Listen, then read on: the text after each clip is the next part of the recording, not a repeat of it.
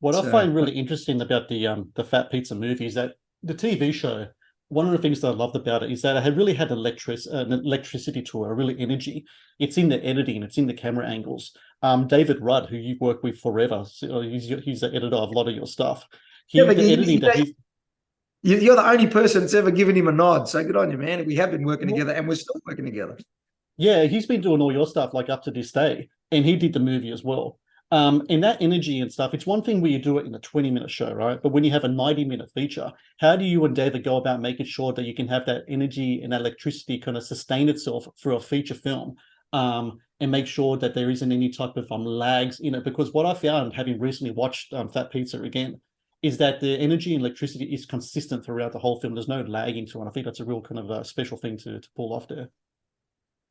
Oh, I just felt like this. I guess the writing style for Pizza was always, you didn't have too much of a storyline, just a lot of funny events, and the characters were kind of where the comedy was. So I think the movie sort of lent itself to that, and we just made it loosely about Bobo's wedding and all the other crazy stuff that sort of happened around the shop, and yeah, I don't know. I just like fast stuff too.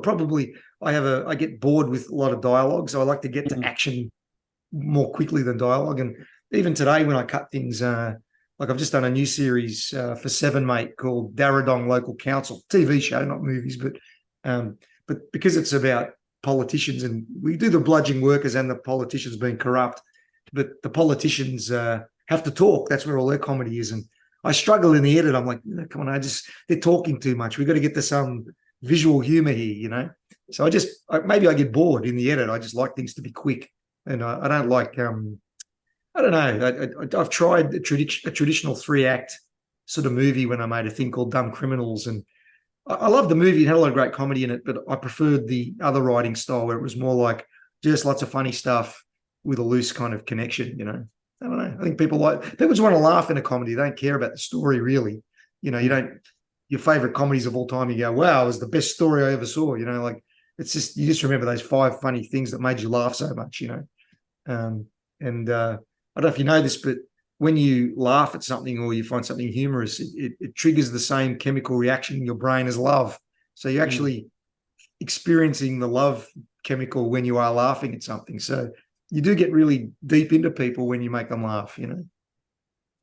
What I also love about Fat Pizza is the physical comedy. I'm a big fan of slapstick. I'm a big fan of like even especially the classic kind of comedians, Laurel and Hardy's, Three Stooges, those kind of guys. I even love like Looney Tunes cartoons. I think they're still the best thing going around. You just named And what you just named all the influences to my editing style because I grew up with them too, and I think Three Stooges particularly have been a big influence for me. I love that 3 working class guys struggling against every bloody thing, and then the physical comedy. They're dated now, obviously, but there was a lot of social commentary in those shorts that they made about the working culture in America, about people getting ripped off and struggling and poor, and you see all the other stuff, but yeah, now Laurel and Hardy too. All the things you mentioned, Looney Tunes particularly. I think that's influenced definitely the way we use music in all of my shows or most of them, because of the way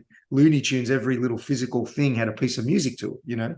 Every big reaction, every sort of post reaction they had on wah wah. If somebody did sort of come off second best, or if somebody wins, it's like dun da da da.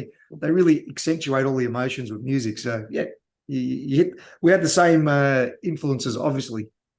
And what I love about your physical comedy is, and something I always wanted to ask you, do you have a background in boxing in whatsoever? Because sometimes when I see some of the punches that you do, some of the choreography that you do, there seems to be kind of like really kind of traditional kind of boxing kind of dynamics today. Is that something that you've had in your background? Yeah, when I was in high school, I did a lot of gymnastics, which helps me for the stunts, and I did boxing. I boxed for a while and had a fair few fights. And plus, I was there was a lot of street fighting back then too. So martial arts, all that. I trained it all. So over the years, but I mean, look, I do all my own stunts, so I still keep myself fit. So you got to kind of, I don't know. The short answer to your question is yes. I boxed for a while, so I do know how to throw it from the shoulder and slip and Yeah. move and all that. Thank you for watching the Matt's Movie Reviews channel. Please subscribe for more reviews, podcast interviews, and exclusive content. Also, if you would like to request a review and support my work, please join my Patreon via the link in the description below.